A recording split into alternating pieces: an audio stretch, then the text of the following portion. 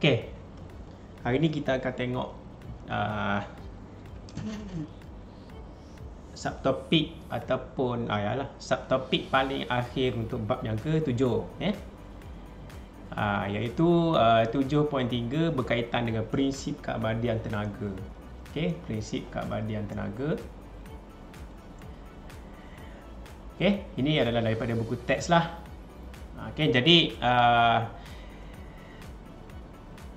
daripada perkataan keabadian, abadi. Kamu biasa dengar perkataan cinta yang abadi. Kan kamu kalau peminat Korea ni memang biasa tu kan perkataan cinta yang abadi tu. Mungkinlah kan. Jadi tapi perkataan abadi. Abadi maksudnya kekal lah kan. Kekal. Jadi di sini prinsip keabadian tenaga ni maksudnya tenaga itu kekal.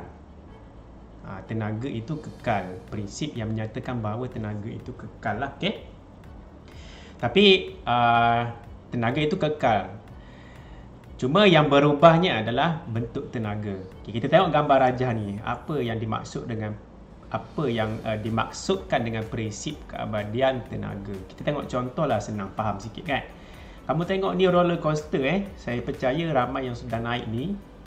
Okay? Kalau tak naik pun tak apa, kita berlakon kita pernah naik kan. Tapi kita dapat tahu feeling dia macam mana lah. Okay, kalau kamu perasan roller coaster ni, benda kereta ni kan, dia bila dia sampai, contohnya bila dia sampai ke atas ni, kalau kamu tengok dia akan makin perlahan kan. Makin perlahan, orang pun tak menjerit lagi lah, perlahan. Bila dia sampai di atas ini, maka bila dia turun bawah tu dia makin laju zup kan. Jadi mula-mula kalau kita tengok di sini yang kereta itu dia sedang bergerak ataupun babak-babak kereta ni bila dia naik ke atas dia sedang bergerak. Jadi masa itu dia mempunyai tenaga kinetik. Tak berapa nampak saya punya ni. Sini sikit. Pada waktu bila dia sedang naik di sini, kereta gerabak-gerabak kereta ni mempunyai tenaga kinetik tenaga kinetik. Ingat tenaga kinetik sebelum ni kamu sudah belajar. Tenaga kinetik adalah tenaga yang dimiliki oleh objek yang bergerak. Okey. Jadi dia ada tenaga kinetik. Bila dia makin tinggi dia makin perlahan. Makin tinggi dia makin perlahan. Maka tenaga kinetik dia makin perlahan lah sebab hal lajunya makin perlahan. Jadi tenaga kinetik makin perlahan. Bila sampai di atas ni, tenaga kinetiknya adalah paling rendah. Tetapi kalau kamu perasan, makin dia ke atas, dia makin tinggi kan. Jadi bila dia makin tinggi, kamu ingat balik sebelum ni, ada satu tenaga yang kamu belajar, iaitu tenaga keupayaan graviti. Okay. Tapi tenaga keupayaan graviti, bila dia makin ke atas, tenaga keupayaan gravitinya makin tinggi. Okay. Makin tinggi sebab makin ke atas, makin tinggi. Tenaga keupayaan graviti objek yang berada di kedudukan tinggi adalah tinggilah tenaga dia berbanding objek ketika berada di kedudukan bawah. Okey. Jadi saya ulang balik tadi, dalam keadaan sini tenaga kinetiknya semakin lama, semakin ke atas, semakin rendah tenaga kinetiknya, tetapi semakin ke atas, semakin tinggi tenaga keupayaan graviti. Jadi bermaksud di situ tenaga kinetik dia secara beransur-ansur berubah menjadi tenaga keupayaan graviti. Itulah yang saya kata tadi tu. Tenaga itu berubah bentuk. Tapi jumlah tenaga itu maintain, sama, abadi. Itu yang dikatakan perkataan abadi. Tenaga hanya berubah bentuk daripada nama tenaga kinetik kepada nama tenaga keupayaan graviti. Tetapi jumlah tenaga dia sama. Jumlah tenaga dia awal sama dengan jumlah tenaga di akhir, di tempat atas ni lah. Okey. Jadi itulah yang dimaksudkan dengan prinsip keabadian tenaga. Tenaga itu dia kekal, cuma dia berubah bentuk sahaja. Kalau contoh, saya ambil contoh, kalau saya buat sini, contohnya bila kamu kira tenaga kinetik dalam buku teks, saya tak ingat, kalau saya ingat saya diguna TK, tenaga kinetik ni. Okay, tenaga kinetik pada kedudukan ini, contohnya bila kamu kira, kamu dapat 20 joule, contohlah. Kan, 20 joule. Okey, 20 joule tenaga kinetik. Jadi kalau di sini pula, contohnya keadaan di sini tenaga kinetiknya adalah dia makin kurang. Okey, dia makin kurang. Contohnya 15 joule. Okey, 15 joule. Dan bila sampai sini contohlah tenaga kinetik itu nilai dia 0.5 joule. Maknanya kurang daripada 1 joule ni. Maknanya sangat-sangat rendah. Tetapi tadi kamu tahu kan tenaga itu diabadikan.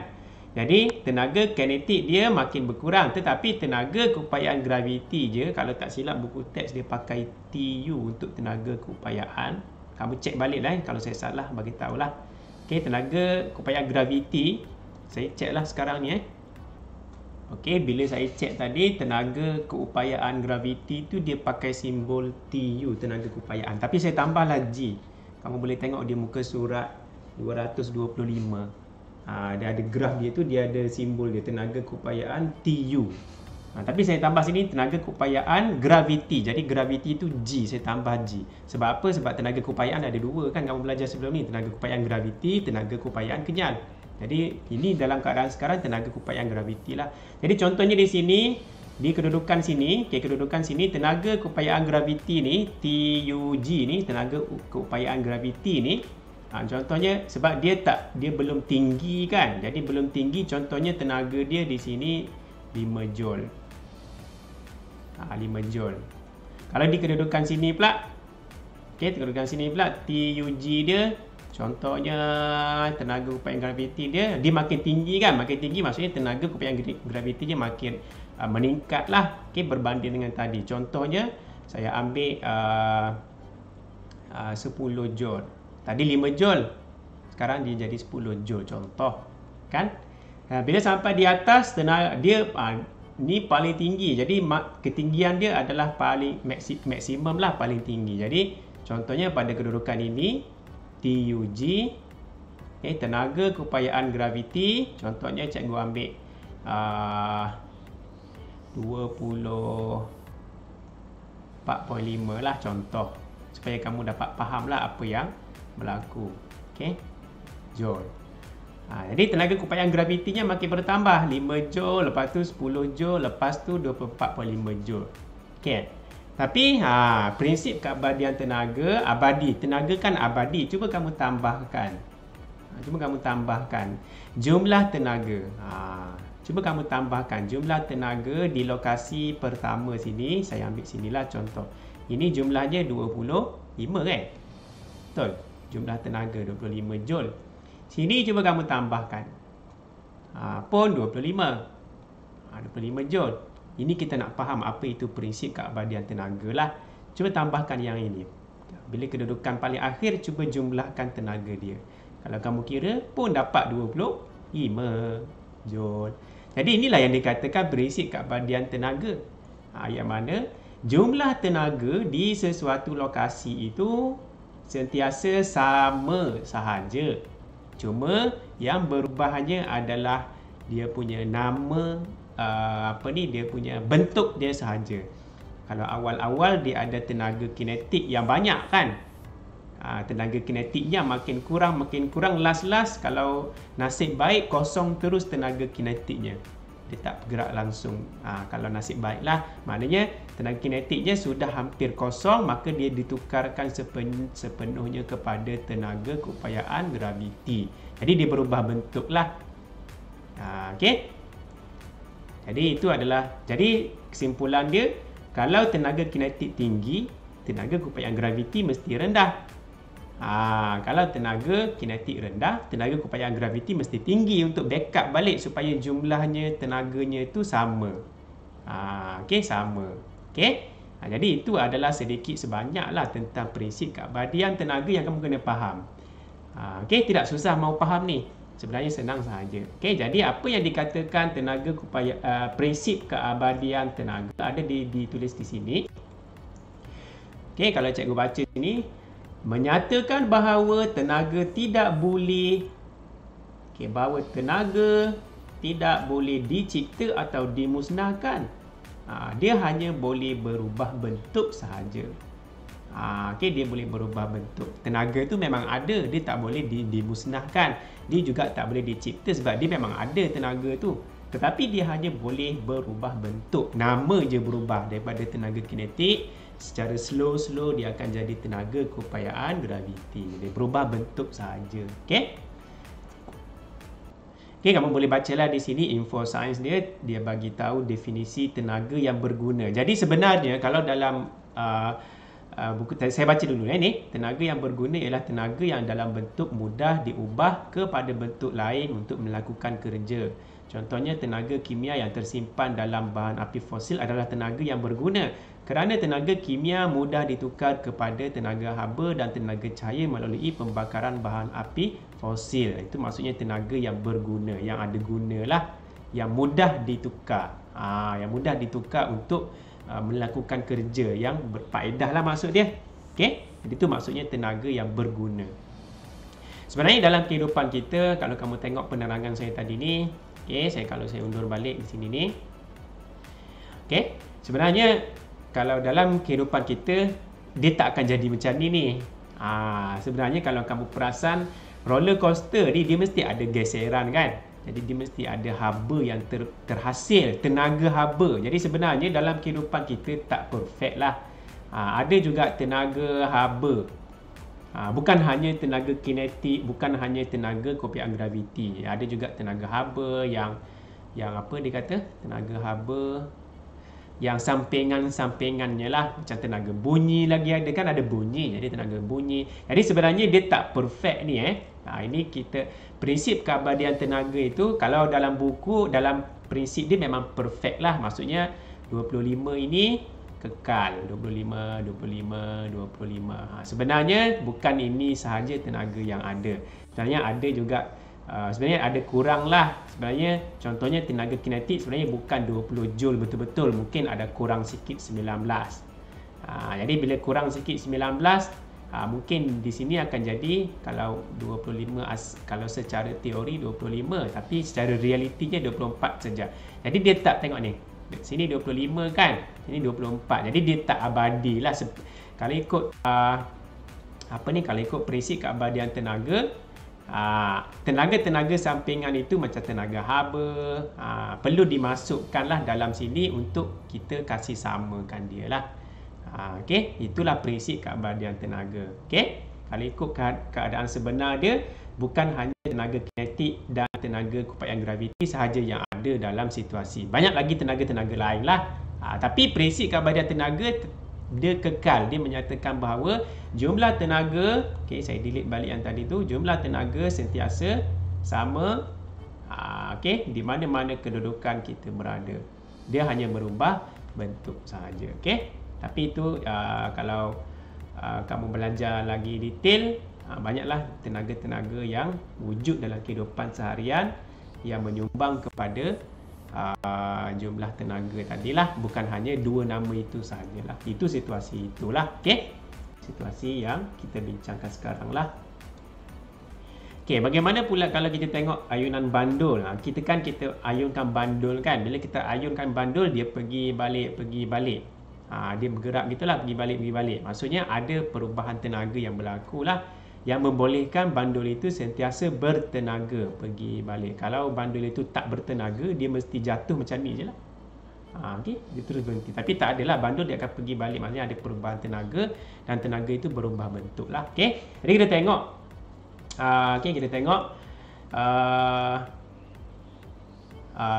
muka surat yang berikutnya. Okey, penerangan dia lah. Okey, jadi kalau kamu baca ni, kamu mungkin tak nampak dia punya gambaran dia, tapi saya cuba explain secara ringkas lah. Okey, kalau bandul kan dia berayun. Kita tengok kalau dia sampai di kedudukan X, dia sedang berayun dia sedang berayun. Okey, dia sedang berayun X, Y, Z, Y, X, Y, Z, Y, X kan. Di kedudukan X ini, kalau kamu perasan dia ada ketinggian, betul? Kan ini lantai lah. Yang garisan merah ni adalah lantai ataupun apa-apalah di ground, di tanah ke. Jadi kalau kamu perasan di kedudukan X ni ada ketinggian H, ketinggian. Jadi maksudnya di kedudukan X ini dia mempunyai ketinggian yang paling tinggi lah. Dalam gambar ini inilah kedudukan paling tinggi kan. Jadi dia mempunyai tenaga keupayaan graviti, saya labelkan TUG tenaga upaya graviti. Tenaga keupayaan graviti dia maksimum. Maksimum. Okey. Jadi saya padam balik yang ni. Okey. Tenaga keupayaan graviti adalah maksimum pada kedudukan X.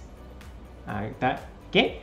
Tapi tenaga keupayaan apa tadi? Tenaga di sini kamu perasan bila Y ni dia pergi X, bila sampai X dia mesti berhentilah kan untuk dia ulang balik ke X. Jadi pada waktu itu bila kamu screenshot dia memang berhenti itu waktu tu. Jadi di keadaan X ini dia berhenti. Bila berhenti maksudnya tak ada hal laju kan? Tak ada hal laju maksudnya tenaga kinetik. Bila dia berhenti maksudnya dia tenaga kinetik dia TK, tenaga kinetik dia adalah sifar ataupun kosong. Sifar di kedudukan X. Di kedudukan X. Jadi tenaga keupayaan graviti maksimum sebab dia punya tinggi dia adalah maksimum lah. Sini kan.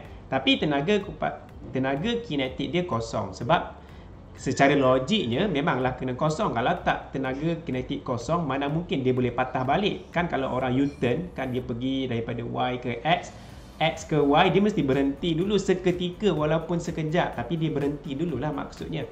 Maknanya tenaga kinetik sifar pada kedudukan X. Okey. Bila dia berayun, sekarang ni kita tengok. Bila dia sedang berayun, maka dia sedang bergerak. Jadi kawasan ini dia sedang bergerak. Bila dia sedang bergerak, nombor 1 ni dia sedang bergerak, maksudnya ada tenaga kinetik. Jadi tenaga kinetik ada. Jadi saya padam dulu ni supaya tak nampak serabut. Okey. Jadi di kedudukan 1 ni tenaga kinetiknya bukan lagi sifar lah sebab dia sedang bergerak. Mungkin nilainya kecil lagi lah. Belum capai nilai yang maksimum. Contohnya berapa tenaga kinetik. Contohnya saya buat sini 10 joule. Ini saya buat contoh supaya kamu dapat faham lah 10 joule. Okey. Tapi kalau kamu perasan pada kedudukan 1 ni, kan kedudukan bola tu makin rendah. Sekarang bola berada di sini kan. Maka ketinggian dia pun rendah kan. Jadi ketinggian dia rendah, maka tenaga keupayaan gravitinya pun jatuhlah sudah sebab ketinggiannya rendah sudah. Jadi saya delete balik lukisan tu. Jadi pada kedudukan di 1 ni, tenaga keupayaan TUG, tenaga keupayaan gravitinya contohnya rendah. Rendah tu saya buat nilai lah. Rendahnya contohnya macam 20 joule ke kan. Saya buat contoh. Okey. Nombor 1 kita tengok nombor 1 ni kedudukan di sini. Lepas tu dia sampai di Y. Bila X1 sudah 1 sudah sampai di Y, kan dia langsung tidak ada ketinggian. Jadi maka tenaga keupayaan graviti dia sifar. Sifar. Sebab tak ada lagi ketinggian, dia tak tinggi lagi. Dia betul-betul di lantai ni kan. Dia tak ada ketinggian. Jadi tenaga keupayaan gravitinya sifar. Okey. Tetapi sifar kosong lah. Kosong. Tadi maksimum maksimum tu contohnya lebih besar daripada 20 lah. Jadi dia makin jatuh. Di sini kosong terus tenaga keupayaan graviti sebab ketinggiannya kosong. Okey, tetapi tenaga kinetik. Tenaga kinetik di sini adalah maksimum. Kalau ikut logiknya, memang logik lah maksimum di situ. Maksimum. Maksudnya nilainya mungkin kalau saya buat contoh di sini, nilainya mungkin jadi 30 joule. 30 joule. 30 joule di sini. 30 joule. Maknanya tadi asal dia sifar sebab tak bergerak kan. Dia kena patah balik. Jadi dia kena berhenti dulu sekejap, seketika. Jadi kosong mula-mula. Lepas tu naik sikit 10. Naik sikit sampai sini maksimum, maksudnya makin laju. Makin laju. Logik lah kan. Bila dia berayun, yang sini okey lagi laju dia. Yang inilah paling laju bila dia sampai sini. Jadi maksimum dia punya tenaga kinetik. Okey. Jadi yang ke Y sudah selesai. Okey, bila dia mau naik balik, maka kalau ikut logik dia akan makin perlahan lah kan. Dia akan makin perlahan sampai ke Z, dia akan berhenti balik lah kan. Jadi samalah proses je. Jadi bila dia mau naik balik, bila naik balik, bila sampai di antara perjalanan antara Y dengan Z ni di sini, di sini tenaga kinetiknya bila dia mau naik balik, tenaga kinetik dia akan makin kurang lah. Jadi 30 Joule itu dia kurang lagi lah daripada 30 Joule. Contohnya dia jadi 10 Joule balik ke, berkurang balik. Jadi tenaga keupayaan graviti macam mana? Tenaga keupayaan graviti, ni di tempat yang kedua ni Tenaga keupayaan graviti kan dia makin naik kan, makin naik maknanya makin ada ketinggian dia. Tadi kosong ketinggian dia sifar. Ini ketinggiannya ada sudah. Makin lama makin meningkat ketinggian. Maka tenaga keupayaan gravitinya bukan lagi sifar di sini Mungkin dia jadi 20 Joule balik ke. 20 Joule balik ke di sini. Dan bila sampai di Z, seperti tadi, dia akan cuba berhenti sebelum dia patah balik. Jadi kalau dia berhenti maksudnya tenaga kinetik dia adalah sifar. Tenaga kinetik dia sifar. Kamu tak nampak sini rupanya, di belakang ni di belakang saya ni. Tenaga keupayaan tenaga kinetiknya sifar, di Z ini sifar. Tetapi dia mencapai ketinggian maksimum kan. Tingginya ada sudah ni, besar lagi tinggi dia ni. Maksudnya tenaga keupayaan gravitinya adalah maksimum, max. Maksimum maksudnya lebih besar lah daripada 20 Joule yang di sini ni. Lebih besar lah, tapi tak kisahlah 50 Joule ke 100 Joule ke. Jadi itulah yang dikatakan prinsip keabadian tenaga. Jadi kalau saya recap balik, prinsip keabadian tenaga mengatakan bahawa tenaga itu tidak boleh dicipta atau dimusnahkan, tetapi hanya boleh berubah bentuk. Jadi sekarang ni daripada X ini tenaga apa yang ada? Tenaga kinetiknya sifar, kosong terus. Jadi tenaga yang ada di sini adalah tenaga keupayaan graviti. Dia berubah bentuk. Kamu tengok dia berubah bentuk. Bila sampai di Y, tenaga keupayaan gravitinya sifar sudah. Maknanya tak ada langsung di kedudukan Y ni tenaga keupayaan graviti. Sebab ketinggiannya tak ada sudah tinggi dia kan. Jadi yang ada hanya apa? Pergerakan saja, iaitu tenaga kinetik. Jadi dia berubah sudah daripada tenaga keupayaan graviti kepada tenaga kinetik. Kamu nampak perubahan tenaga dia. Itu yang dikatakan prinsip keabadian tenaga tu. Tenaga berubah bentuk. Dia tak boleh dicipta, tak boleh dimusnahkan. Dia ada, dia hanya berubah bentuk bila berubah lokasi tu. Begitu. Kalau ada satu yang menaik, mesti ada satu yang menurun kan. Dia ada backup lah, saling membackup antara satu sama lain. Itulah yang saya kata tadi tu. Kalau tenaga keupayaan graviti maksimum, contohnya cikgu letak sini 50 Joule lah kan, contoh. Gravitinya 50 Joule tenaga dia, tenaga keupayaan graviti. Tapi kinetik sifar, kosong. Tapi di sini tenaga kinetiknya 10. Daripada kosong pergi 10 meningkat kan. Tapi tenaga keupayaan graviti dia mesti menurun. 50 dia mesti pergi 20. Contoh. Ini contoh lah. Maksudnya kalau satu tinggi, satu lagi mesti rendah. Supaya jumlahnya tu sentiasa sama di mana-mana kedudukan. Seperti yang saya explain tadi di muka surat yang ni. Jumlahnya sentiasa sama. Itulah prinsip keabadian tenaga. Tapi penerangan yang ni ada kamu bacalah di sini secara detailnya lah. Jadi dia ada detail semua ni cuma itulah saya kalau dari segi gambar ni kita senang sikit explain berbanding kalau kita baca saja kan. Jadi di sini kalau situasi yang spring ni sama jugalah apa-apa situasi. Kalau yang tadi situasi kita ayunkan bandul. Kalau yang spring, jadi kamu ingat, kalau spring dulu saya belajar nama tenaga yang melibatkan spring mestilah tenaga keupayaan kenyal. Jadi saya tulis TUK. Tenaga upaya kenyal, tenaga keupayaan kenyal. Jadi mestilah melibatkan tenaga keupayaan kenyal. Kan? Spring. Dan dia melibatkan juga tenaga graviti sebab bila kita ayun spring macam ni, spring kita tarik turun, maksud lepaskan jadi akan berayun atas bawah. Jadi mesti juga melibatkan tenaga keupayaan graviti, tenaga upaya graviti, TUG, tenaga keupayaan graviti. Jadi di sinilah penerangan dia. Tenaga keupayaan kenyal TUK, tenaga keupayaan tenaga tenaga kinetik salah sini. Sebab dia bergerak. Salah sudah cikgu. Jadi dia bergerak. Jadi di sini TU ataupun TK kalau tenaga kinetik kan. Okey, tenaga kinetik. Dia bergerak, turun naik. Jadi dia ada tenaga kinetik lah. Okey. Jadi ada penerangan dia di sinilah. Okey, cikgu cuba terangkan dengan gambar ni je lah supaya kita senang dapat pick up lah apa yang dinyatakan tadi tu apa perubahan tenaga yang berlaku. Okey, mula-mula kita nak suruh dia berayun, kita tarik dulu ke bawah kan. Jadi kita tarik ke kedudukan X, ini kedudukan X, ini kedudukan Y, ini Z. Jadi kita tarik ke bawah. Okey, bila kita tarik ke bawah, spring itu memang makin memanjang, dia teregang meregang. Jadi spring itu memiliki tenaga keupayaan kenyal. Sebab apa? Sebab kita yang tarik dia ke bawah, maka spring itu dia ada tenaga sudah, namanya tenaga keupayaan kenyal. Jadi cikgu padam yang tadi ni supaya kita tengok dulu macam mana di bawah dulu X dulu. Jadi tenaga keupayaan kenyal, cikgu guna warna apa ni? Merah lah kali Okey, di sini tenaga keupayaan kenyal. Okey, bila kita tarik dia ada tenaga keupayaan kenyal. Label dia apa tadi TUK kan tadi saya buat. Ini tenaga keupayaan kenyal. Okey, kita tarik. Okey. Bila kita tarik tu dia tak bergerak lagi kan. Kita tarik dulu, berhenti sekejap kan. Kita tu dulu, kita stop, maka dia ada tenaga keupayaan kenyal.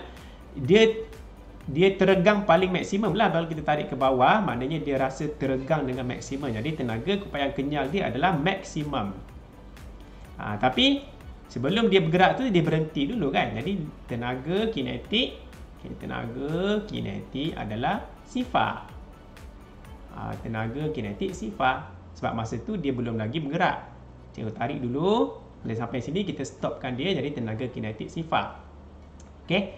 Jadi pada kedudukan X pada kedudukan 1, dari X ke Y.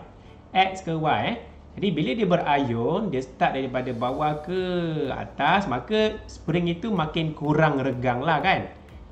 Dia makin kurang regang, maksudnya di kedudukan 1 tenaga kenyal tadi tu, tenaga keupayaan kenyal tadi tu. Okey, tenaga upaya kenyal TUK tadi tu adalah makin kurang. Tadi maksimum tinggi, sekarang kurang sudah. Jadi cikgu label contohnya ambil nilai lah senang. Contohnya di sini 10 joule. Yang tadi maksimum contohnya 50 joule. Contohlah, ini contoh sajalah. Okey, 50 joule. Sekarang kurang sudah sebab spring itu makin lama makin selesa untuk makin kurang teregang lah kan.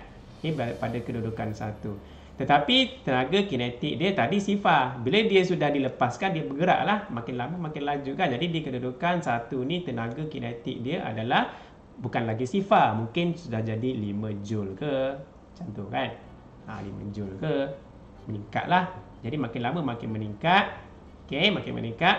Pada kedudukan Y, sama macam bandul tadi. Pada kedudukan Y ni, kedudukan tengah-tengah ni, kamu tengok bandul tadi, kedudukan tengah-tengah dia macam ni. Jadi pada kedudukan sini, tenaga kinetik maksimum kan.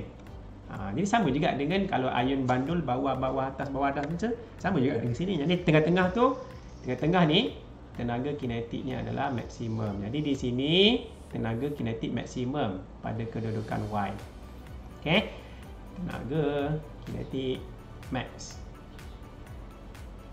Tetapi tenaga keupayaan kenyal tadi, tu bila sudah spring sampai di kedudukan sini, okey, bila sampai sudah di kedudukan sini, tenaga keupayaan kenyalnya hanyalah minimum. Minimum. Jadi tenaga keupayaan kenyal adalah minimum. Maknanya paling sikit lah, paling rendah lah, minimum. Okey, minimum. Minimum tu mungkin 0 point berapa-berapa lah, ataupun kosong terus kan. Jadi kamu perjalanan dia tak berhenti di sini kan, dia bergerak terus ni kan ke atas. Jadi bila sampai di lokasi yang kedua pula, bila sampai lokasi yang di kedua, tenaga kinetik itu, okey, tenaga kinetik itu dia makin slow pula lah kan, makin slow, last kali dia akan hampir berhenti dan berhentilah di Z. Jadi makin slow maksudnya tenaga kinetik dia berkurang. Okey, contohnya kalau tadi maksimum kan, maksimum kita katalah maksimum dia contohnya 40 ke, kan 40 joule ke. Jadi bila sampai di kedudukan yang kedua ni mungkin dia berkurang sudah menjadi contohnya 5 joule, contoh je. Ini contoh je di kedudukan 2 ni. Okey. Jadi berkurang.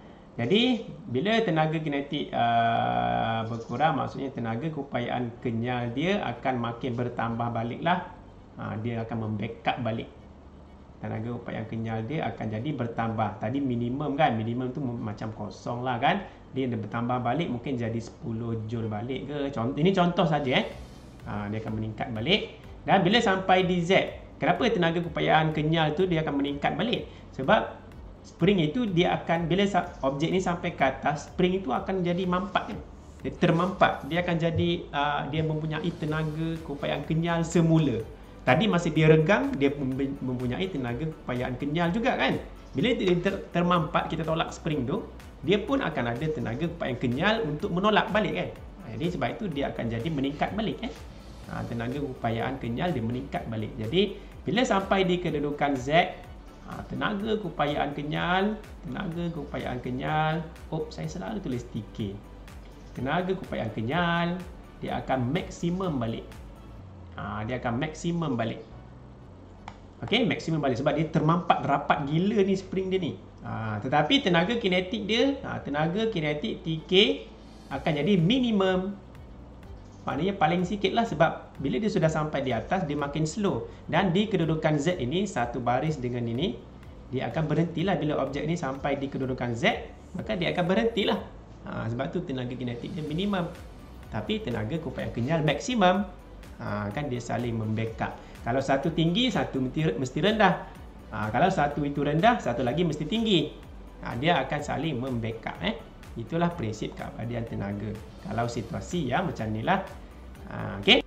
Jadi penerangan dia ada di bawah. Kamu boleh bacalah sendiri apa-apa yang kamu tak dapat tangkap dari segi gambar. Mungkin kamu boleh faham dari segi ayat dia, maka kamu baca.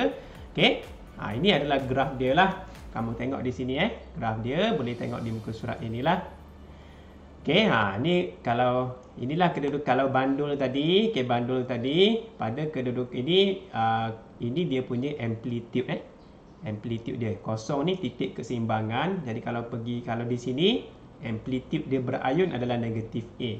Jadi pada kedudukan sini seperti kita bincang tadi, tenaga keupayaan graviti maksimum. Kan? Tenaga keupayaan graviti maksimum sebab tingginya paling tinggi di sini. Jadi dalam graf dia kita plot macam mana? Tenaga keupayaan graviti tu warna purple tu. Warna purple ni. Yang putus-putus hijau tu tenaga kinetik. Jadi kalau kedudukan di sini, ni kedudukan di negatif A ni tenaga keupayaan tenaga keupayaan graviti adalah maksimum, paling tinggi kan? Tetapi pada kedudukan itu tenaga kinetik dia adalah sifar. Jadi tenaga kinetiknya sifar. Jadi sifarnya di sinilah kita plotlah sifar. Macam tu. Itulah cara kita plot graf. Jadi kita nampak graf macam ni. Jadi contohnya bila dia sampai kedudukan di tengah-tengah ni, pada kedudukan tengah-tengah, tenaga kinetik adalah maksimum. Jadi yang putus-putus tadi tu, yang hijau tadi tu saya plot di atas. Okey. Tenaga keupayaan graviti pula dia adalah minimum, maknanya paling rendah sebab tak ada lagi ketinggian. Jadi saya plotkan di bawah untuk yang purple tu. Jadi kamu nampak nanti satu graf yang terhasil. Di hujung ini pun samalah. Kamu plotlah kalau tenaga kinetik sifar maknanya kosong dan yang paling maksimum adalah tenaga keupayaan graviti maksimum. Jadi bila kamu plot nanti, bila kamu plot nanti, kamu sambungkan semua hijau dengan hijau tu sebab itu dapat macam yang dia buat ni. Jadi kalau kita mana hijau ni? Contohnya yang hijau tu kinetik kan, bila kamu sambung dapatlah macam tu. Okey. Purple. Jadi itulah graf dia. Yang situasi tengah-tengah ni, yang inilah yang kita bincang tadi Saya tak buatlah plot-plot dia tu. Saya cuma buat yang di hujung, yang di tengah dengan yang di hujung saja. Okey, itulah penerangan dia lah. Okey. Jadi contoh soalan, contoh soalan tak susah. Contoh soalan dia sebenarnya melibatkan prinsip keabadian tenaga ni. Contoh soalan prinsip keabadian tenaga ni tak susah. Dia sangat-sangat simple lah. Contohnya ada pistol. Pistol mainan. Okey. Kita tengok soalan ni. Panjang spring di dalam pistol mainan ini adalah 300 mm. Panjang spring maksudnya jumlah panjang dia. Kalau tak ada kalau tak ada bola ni, spring dia tu balik asal ke sini lah. Contoh dalam soalan ni lah, sebab dia kata 300 mm. Ini 50 campur 250 jadi 300 lah ni. Jadi panjang asal spring macam ni. Sebelum dia letak bola lah. Sebelum ditekan bola tu. Jika daya 5 Newton digunakan untuk memampakkan spring, maksudnya kalau kita tolak kita tolak dengan daya 5 Newton, kan kita ada tahu main pistol manik biasa pistol manik yang tembak cicak tu, kamu tarik tu kan. Kita tolak lah maksudnya. Daya 5 Newton digunakan untuk memampak spring. 5 Newton. Ni kita tolak bola tu ke dalam lah untuk kita tembak kan. Hitungkan kelajuan maksimum bola plastik. Maknanya dia mahu tahu berapakah laju dia. Bola tu jisim dia bagi sudah 50 gram. Semasa bola itu ditembak keluar dari pistol. Nyatakan satu anggapan yang dibuat untuk menyelesaikan masalah ini. Tetapi senang je. Kalau kamu susah sangat kan mau buat apa ni. Sebenarnya dia tanya apa? Dia tanya laju kan tadi. Hitung kelajuan. Saya padam dulu ni. Jadi kita ingat balik. Kalau ada soalan, dalam soalan tu ada spring. Maka dia ada tenaga.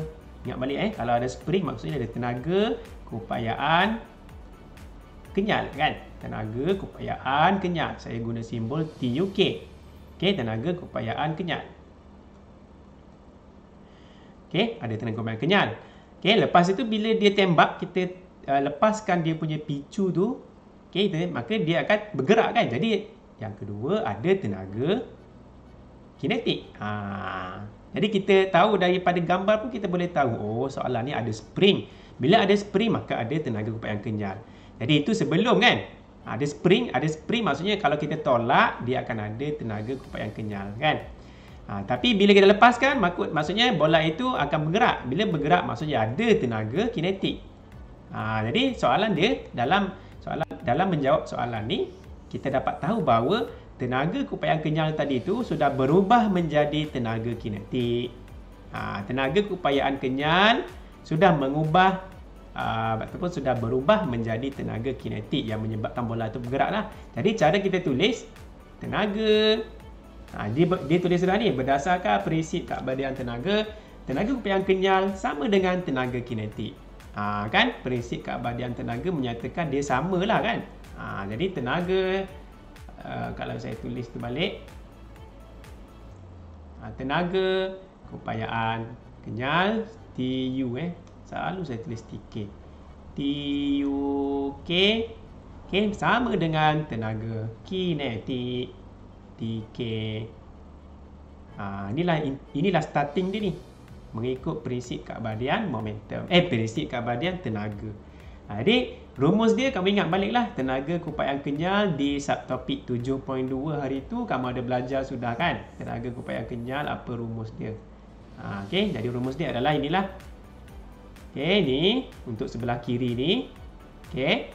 Yang sebelah kanan tu yang ni adalah yang di sini. Jadi dia jadi macam ni lah. Tenaga kinetik pun kamu belajar sudah di subtopik 7.2. Jadi kita susun. Jadi sekarang ni kita sudah dapat satu persamaan. Jadi tugas kita sumbat saja maklumat-maklumat yang ada. Jadi 1/2 F X. F tu apa? F adalah force, daya. Berapa daya yang kita bagi untuk tekan spring tadi tu? 5. Jadi F adalah 5. Gantikan F dengan 5. Lepas tu darab lagi. X adalah pemanjangan. X adalah, ingat X bukan panjang. X adalah pemanjangan. Berapa perubahan panjang masa kita tekan tu. Asalnya berapa? Jadi dia letak sini 200. Kenapa dia ambil 250? Dia tak ambil 300 ni. Kalau 300 adalah panjang. Panjang asal lah. Panjang. Jadi asalnya memang 300. Kalau bola tu kita tekan sampai sini. Jadi pemanjangannya inilah. Berapa perubahan panjang spring dari asal hingga akhir. Jadi perubahan dia inilah. Jadi cara dia 300 tolak dengan yang tak ada kaitan 50 kan. 50 tu memang 50 lah di situ. Jadi 300 tolak 50 jadi 250 lah perubahan dia. 250 lah perubahan dia. Tapi ini dalam milimeter. Okey, milimeter. Maksudnya di sini kita kena tukar pergi meter. Ingat. Sebelum ni semua unit dia tu mesti dalam unit yang asal. Unit Standard International, unit asas ataupun unit SI. Okey. Jadi di sini dia buat 250 bahagi dengan 1000. Kamu boleh buat asing-asing lah di sebelah sini Okey.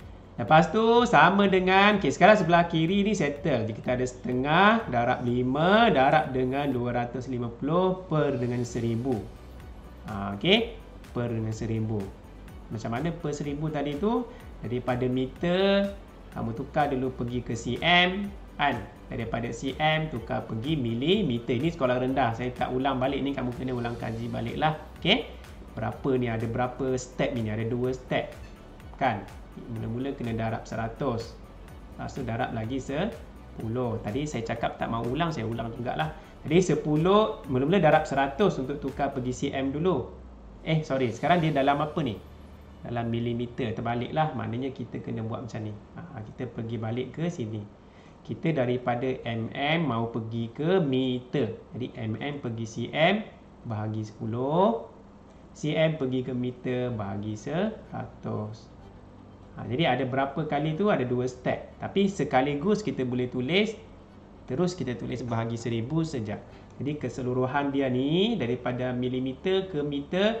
Terus kamu boleh tulis juga bahagi dengan 1000 terus. Sebab ini 2 kosong, ini 1 kosong dia. Jadi 2 tambah 1 jadi 3 lah kosong dia. Senang cerita macam tu lah. Okay. Jadi di sini sebelah kiri settle. Okay, sebelah kanan. Jadi saya padam dah ni. Okay, sebelah kanan. Okay. 1/2. Okay, M adalah jisim Ingat M adalah jisim. Okay, M mana M jisim dia? Tapi jisim dia dalam gram, maka kamu kena tukar pergi kilogram. Kena tukar pergi kilogram. Jadi ingat balik 1 kilogram 1000 gram kan. Jadi kalau 50 gram berapa kilogram bahagi 1000 lah. Jadi sebab tu dia buat bahagi 1000 di sini. Itu pun sekolah rendah punya silibus. Kamu ingat balik pertukaran unit. Okey, jadi M itu adalah 50 per 1000 sebab dalam kilogram, kena dalam kilogram. Lepas tu V kuasa 2, itu adalah laju kan. Itulah soalan dia, kelajuan. Kita mencari kelajuan. Jadi saya kekalkan huruf V di sini. Kekal dia. Itulah kita mahu cari. Jadi sekarang ni kalau cikgu tulis balik di bawah ni. Okey. Yang ini kita darab semua sekali Ini saya padam balik lah. Saya padam balik ni semua ni. Yang ni. Okey, padam balik. Okey, jadi kalau cikgu kira, yang mana boleh kira dulu, kita kira dulu. Yang ini semua boleh dikira ni. Ni semua ni boleh dikira ni. Guna kalkulator kamu ni. Jadi bawah ni kalau kamu kira. Ini saya padam jugalah dulu ni. Okey, ni kamu kira ni. Berapa dapat dia? Tekan kalkulator. Jadi yang sebelah kiri dulu Yang ini yang warna purple dulu. Jadi 1/2 darab dengan 5 darab dengan apa lagi? Tak nampak pula kan? Yang besar sikit tu. 1/2 darab 5 darab yang M tak payah type lah. Itu unit tak payah tulis pun tak apa di sini ni Darab lagi dengan 2 kali darab. Darab lagi dengan 250 per dengan 1000. Jadi tekan sama dengan. Jadi sebelah kiri cikgu dapat yang itu 5/8. 5/8. Tak cantik saya punya 8 tu. Okey, sama dengan sebelah kanan yang hijau. 1/2 darab 50/1000. Ini kita boleh darab dulu. Ini darab dulu. Sebab nombor biasa kan boleh darab dulu. Jadi kita darabkan. Jadi 1/2, saya guna per lah. 1/2 darab dengan 50. Mana 5 tadi? 50 per dengan 1000. Okey, tekan sama dengan dulu. Berapa? Jadi 1/40. 1/40. Okey, yang kg ni tak payah tulis pun tak apa ni. Ini unit saja. Last kali darab dengan V kuasa 2 di belakang dia. Jadi sekarang ni darab biasalah. Maksudnya yang ini kamu boleh, kita mahu cari V kan. Jadi yang ini kita perlu pindahkan ke sebelah sini. Jadi kalau pindahkan, kalau ini asalnya darab ni. Ni darab. Kalau kita singkirkan dia semua yang ini, dibahagilah. Jadi kita boleh tulis 5/8. Kalau 5/8 tu dalam kalkulator, kalau boleh perpuluhan, kamu tekan perpuluhan. Jadi saya tekan balik perpuluhan ke apa tadi? 5/8 cuba ubah dia. Perpuluhan boleh jadi perpuluhan ke? Tekan ABC tadi. ABC dia boleh jadi. Jadi saya tekan 5/8 tu saya tulis 0.625 lah. Senang jadi sini 0.625. Saya tukar dalam perpuluhan dululah, senang.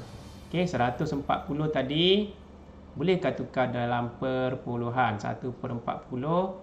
Tekan ABC kan, 0.025. 0.025 darab dengan V kuasa, alamat tak nampak pula. Okey, 0.025 darab dengan V kuasa 2. Okey, jadi kita ni baru senang sikit lah, kita bahagikan. Kita pindahkan, ini kan darab, bila kita pindahkan jadi bahagi. Okey, jadi kalau saya buat di tepi ni 0.625, kita buat bahagi 0.025 sama dengan V kuasa 2. Ini kita boleh kira dulu. Okey, kita boleh kira dulu yang ini. Okey, tekan kalkulator kamu. Okey, 0.0625 bahagi dengan 0.025 dapat 2.5. Kalau cikgu tidak silap kira lah, ada salah tekan. Oh, salah tekan ni.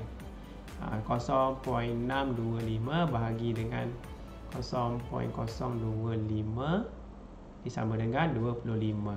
Jadi di sini 25 sama dengan V kuasa 2. Okey, jadi macam mana kita nak cari apa? Kita nak cari V sahaja. Jadi ada gangguan lagi kuasa 2. Jadi dalam matematik, lawan bagi kuasa 2 adalah punca kuasa 2. Jadi punca kuasa 25, dapatlah nilai V.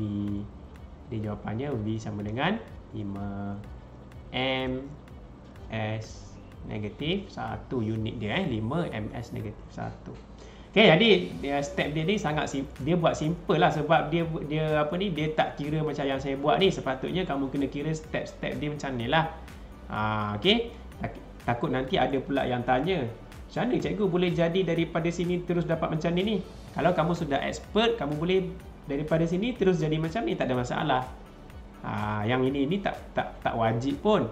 Tetapi kalau kamu tertanya-tanya, kalau kamu lebih suka kepada detail, buat satu-satu, maka kamu buat macam saya buat. Kalau saya memang saya buat satu-satu ni. Saya buat satu-satu supaya baru kita nampak, itulah datangnya 25 tadi tu dekat sini ni. 25 ni dari mana ni? Dia sudah buat siap-siap lah. Okey, di belakang tabir. Jadi dapat jawapan sama. Yang penting sama jawapan dia. Okey, jadi soalan dia yang last sekali tadi, dia tanya apa? Jadi kita dapat sudah laju dia, iaitu 5 kan tadi kan? 5 meter per saat. Yang last sekali dia tanya, nyatakan satu anggapan yang dibuat untuk menyelesaikan masalah ini. Apa anggapan kita? Sebenarnya prinsip keabadian tenaga itu, anggapan kita tu tidak ada kehilangan tenaga ke persekitaran. Maksudnya kita menganggap semua tenaga, alamak terpadam mana ni? Kita menganggap semua tenaga yang tadi kan ni kita tulis kan, semua tenaga kinetik, tenaga keupayaan kenyal tu semuanya berubah menjadi tenaga kinetik. Kan tak ada pun saya tulis tenaga haba ke, tenaga bunyi ke. Okey. Jadi itulah kita sebenarnya daripada awal lagi ni kita sudah anggap tidak ada kehilangan haba ke persekitaran. Itulah anggapan kita sebelum kita buat pengiraan sebenarnya. Jadi itulah jawapan dia. Tidak ada, kita kena anggap supaya tidak ada tenaga hilang ke persekitaran. Okey? Jadi itu adalah jawapan dia lah. Okey? Tapi dalam situasi sebenar memang ada tenaga yang hilang ke persekitaran. Itu situasi sebenar. Kalau dalam teori ni, semua ni kamu belajar sebenarnya adalah teori sahaja. Teori maksudnya kita anggap semua itu perfect. Semua tenaga keupayaan kenyal semuanya berubah menjadi tenaga kinetik. Mana mungkin, mustahil lah dalam kehidupan seharian kan. Tapi dalam teori kita kena anggap dia perfect. Langsung tidak ada tenaga lain yang terbebas ke persekitaran. Tidak ada kehilangan tenaga lah. Okey. Okey, jadi itu sajalah tentang prinsip keabadian tenaga. Okey. Sekian, terima kasih. Assalamualaikum warahmatullahi wabarakatuh.